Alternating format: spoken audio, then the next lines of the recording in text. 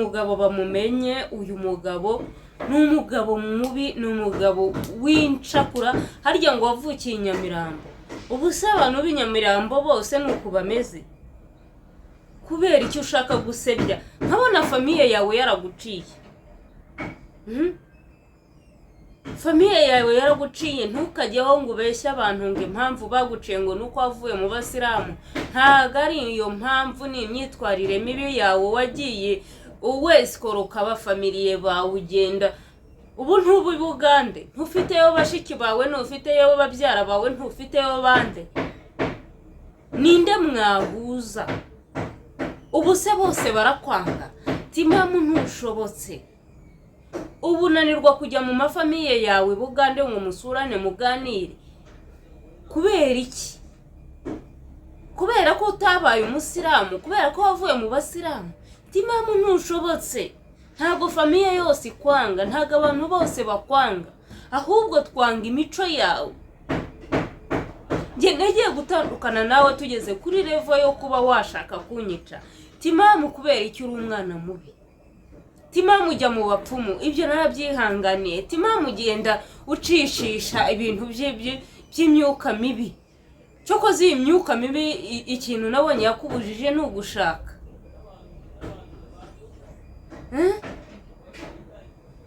Niba twihanganiye iyo myuka mibi ugenda uzana mu ngo, hitamo kimwe, ufure kamwe,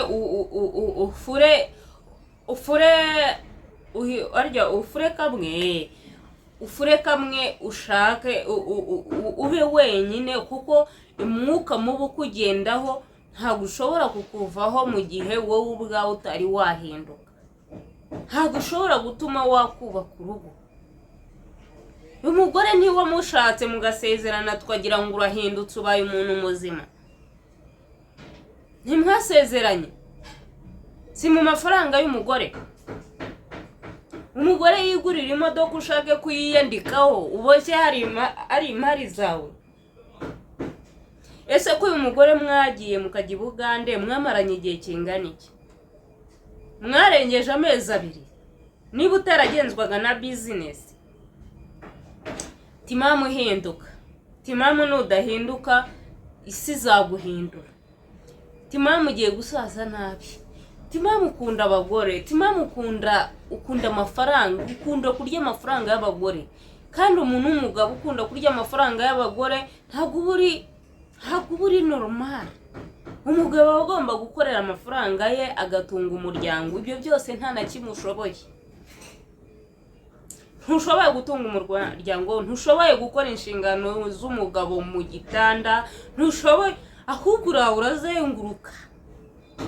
urazenguruka, urabeshya abantu, uresikoroka abantu, uritwaza izina ry'Imana, kandi nta misengere yawe, ibintu uba wambariyeho byo byonyine, ibintu uba wisize byo byonyine, ngo urashaka igikundiro, ngo urashaka frame. None gusahura umutungo w'uyu mugore ni umugenzacyaha w'inyamirambo rweza amenye, bandinda tubamaze gufata iyi modoka bakayigeza ku rwego rw'ubugenzacyaha Nyamirambo. Tubafite polisi, ushinzwe polisi yo mu muhanda na high school tekinike, nabo ntabwo yarafite uzamusezeranya.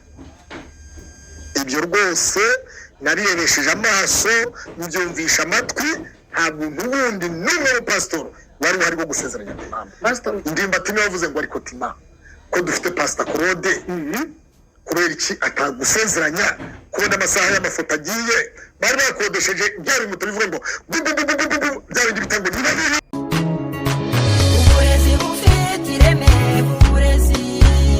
Banyeshuri beza mutagize amahirwe yo gutsindira diplome, bazaniye amakuru meza. Ishuri ryigenga rya Kandida Libre ryitwa One Vision Academy rigufasha kwiga umwaka umwe gusa ugahita utsindira diplome ya AD, kuko rifite abarimu beza b'inararibonye bigisha neza kandi batsindisha neza. Muri One Vision Academy twiga mu migizi kuva ku wa mbere kugeza ku wa gatanu, kuva saa 9 n'igice kugeza saa 2 z'umugoroba.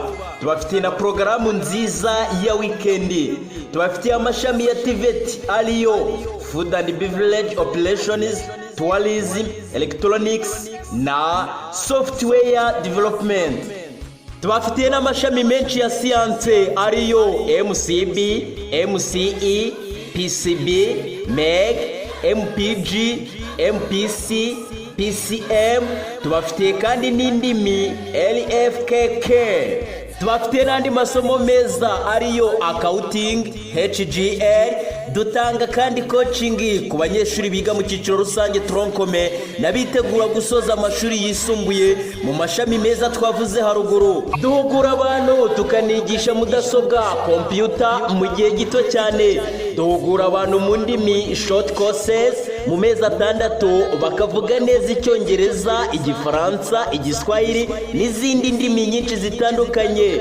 One Vision Academy dukorera I Kigali ku Muhima Sainte Famille muri École Secondaire Saint Joseph Le Travailleur. Ku bindi bisobanuro birenze ibi sobanuza kuri 0788 86 8019 na 0734 51 98. Ibiciro byo nibibakange kuko biciye bugufi bibahesha agaciro. Mwese muhawe ikaze muri One Vision Academy, gutanga uburezi bufite ireme no kwakirana yombi abatugana nibyo twagize intego.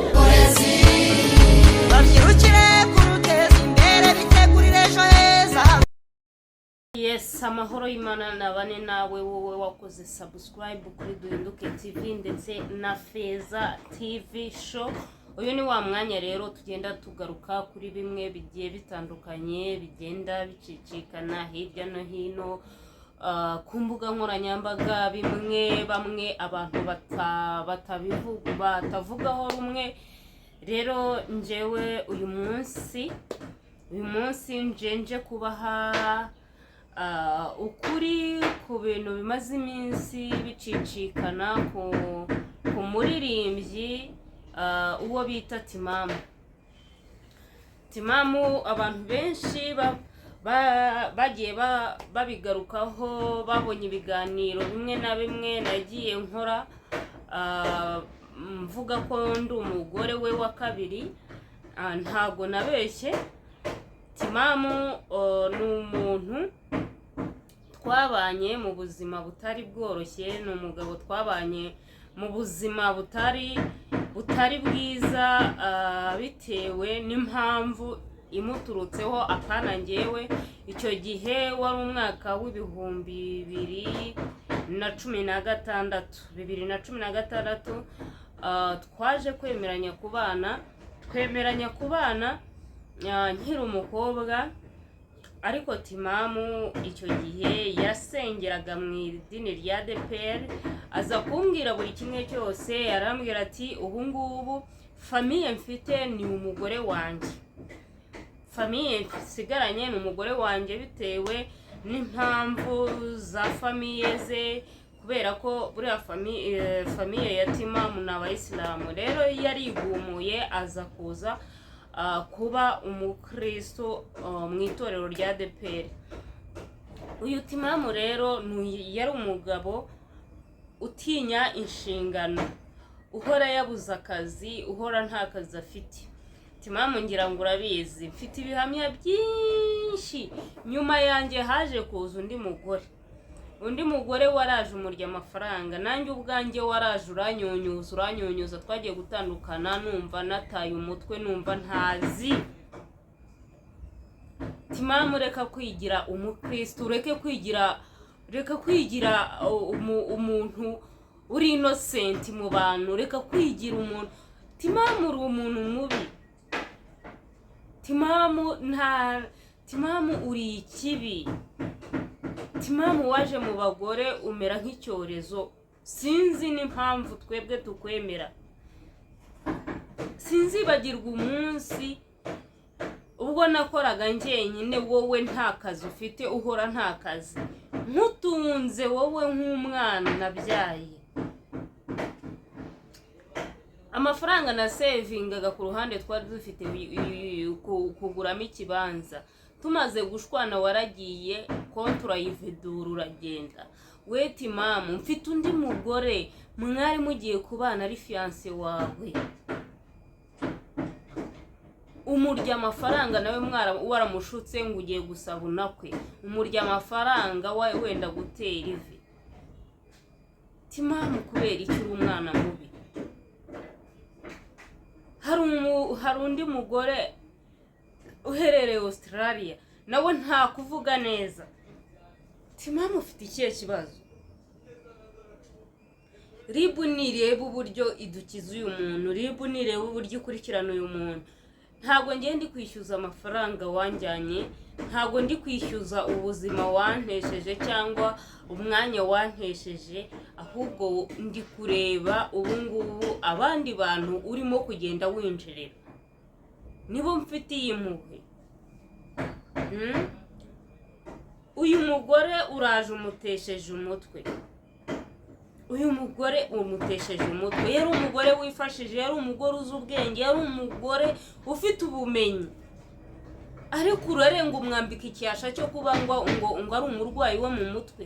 Uriya mugore ni muzima 100%, uriya mugore ni umwana mwiza, uriya mugore ni Imana y'u Rwanda. Timamu ufite umuzimu mubi, Timamu ufite ubuzima bubi bukugendaho, kandi ufite umwuka mubi w'ubusambanyi, ufite umwuka mubi w'ubuzererezi. Kubera iki? Ese niba utandukanye n'umuntu ntushobora no kumuha agahenge ukareka no kumwangisha rubanda? Ubundi umuntu w'umugabo uza mu bantu ukicara ukavuga ibyo mu rugo rwawe, ukavuga ibyaye n'ibyaheye. Timamu wahindutse, wakoreye Imana ukaba umuntu muzima, wakoze ibintu bibereye umuntu w'umugabo. Dore Pastor Claude niwe waje kubigarukaho avuga ukuntu mu bukwe bw'uriya mugore, uyu mugore mumaze gutandukana, wari wabuze umupasiteri ubasezeranya. Kubera iki? Kutabana. Ntabwo uri umuntu ubana, ntabwo uri umuntu ushobora guhuza n'abantu kubera ubwesikoro bwawe. Uri umuntu ushobora kuba wabaho mu bwesikoro, wesikoroka. Sinzi n'impamvu batagufata ngo bagufunge. Wabuze umupasiteri ugusezeranya. Pastor Claude kubera ko yari yatashye ubukwe, umusaba kuba wamusezeranya. Nyuma yaho waraje uramureba, umwicaza mu modoka, uramubwira ati yewe nashatse umusazi. Ahubwo barebe neza ko atari we musazi. Bano banjye mwihanganira ahantu ndi, hari ibintu bisakuza barimo kubaka, ariko numvishe nagira icyo mbaganirizaho uyu mwanya. Numvishe hari ikintu ushaka gukura urujijo mu bantu, mu banyarwanda.